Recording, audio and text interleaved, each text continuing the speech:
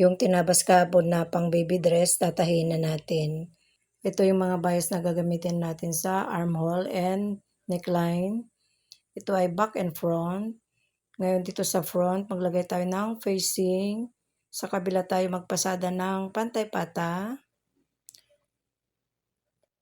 Next, gupitin. Knots. Tapos sa kabila tayo 1/16. Fold ang facing. Pasadahan 1/4. Ito yung front. Ito naman yung back. Ngayon pagsamahin, pasadahan natin pantay-pata. Right side tayo nagsimula. Tapos sa kabila, pasadahan pantay-pata ulit.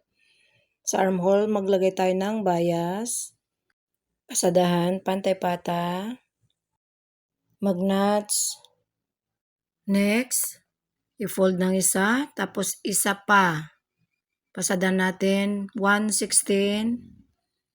Ganito ang inyong gagawin para mas mabilis. Hindi kayo mahirapan maglagay ng bias. Hindi magkukulot-kulot. Sa kabila tayo, tapping, 1/16 ulit.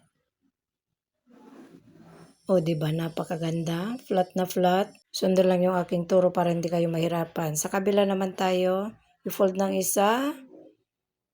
Tapos, 1/16. Sa wrong side naman tayo, fold ng isa, 1/16 ulit. Ganyan lang. Tapos sa neckline naman tayo, maglagay ng bias.